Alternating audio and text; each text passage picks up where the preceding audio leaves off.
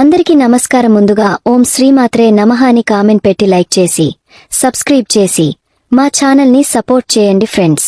December మధ్య నుండి జనవరి మధ్య వరకు వచ్చే ధనుర్మాసాన్ని శూన్యమాసం లేదా కర్మలుగా పరిగణిస్తారు.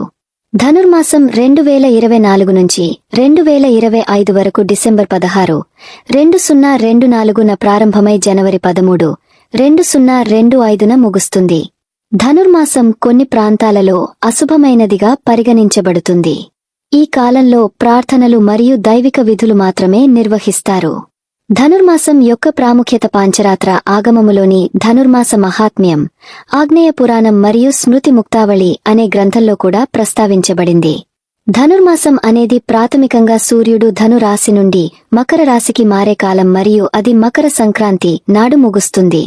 ధనుర్మాసంలో తెల్లవారుజామున శ్రీమహావిష్ణువును పూజించడం అత్యంత పవిత్రమైనదిగా పరిగణించబడుతుంది. ఆ సమయంలో విష్ణు సహస్రనామం జపిస్తారు. జపించే ఇతర ముఖ్యమైన మంత్రాలు లక్ష్మీదేవికి అంకితం చేయబడ్డాయి. మాసంలో విష్ణువుకు సమర్పించే అత్యంత ప్రసిద్ధ నైవేద్యం వడపప్పు. ధనుర్మాసంలో ఒకే రోజు విష్ణుమూర్తిని పూజించడం వేల సంవత్సరాల పాటు పూజించినట్లే అని ఒక నమ్మకం. పాంచరాత్ర ఆగమంలో ధనుర్మాసం యొక్క గొప్పతనం 4 అధ్యాయాలలో హంస లేదా హంస రూపంలో ఉన్న విష్ణువు మరియు బ్రహ్మ భగవానుడు మధ్య సంభాషణగా ప్రదర్శించబడింది. సోనక మహర్షి అడిగిన ప్రశ్నకు సమాధానంగా శ్రీ విష్ణువు మరియు బ్రహ్మదేవుని మధ్య సంభాషణ సూత మహర్షి ద్వారా వివరించబడింది. ధనుర్మాసం యొక్క గొప్పతనం మరియు పవిత్రత మరియు పవిత్ర మాసంలో తపస్సు చేయడం ద్వారా పొందే ప్రతిఫలం మొదటి అధ్యాయంలో కనుగొనబడింది. సత్యసంధరాజు కథ మరియు ధనుర్మాస వ్రతం ఆచరించడం ద్వారా అతను సాధించిన పవిత్రత 2వ అధ్యాయంలో ప్రస్తావించబడింది.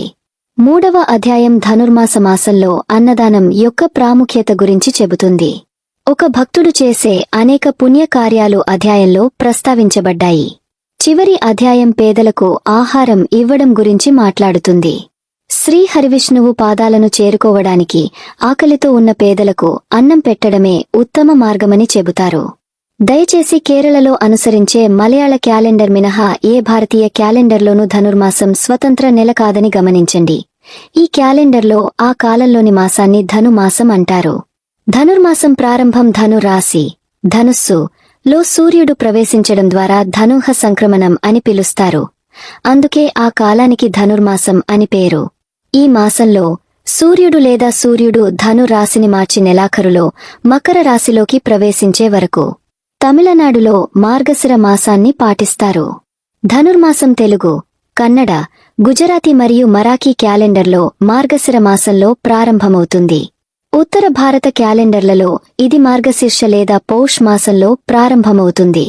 ధనుర్మాసంలో వచ్చే ఏకాదశి అత్యంత పవిత్రమైనదిగా పరిగణించబడుతుంది.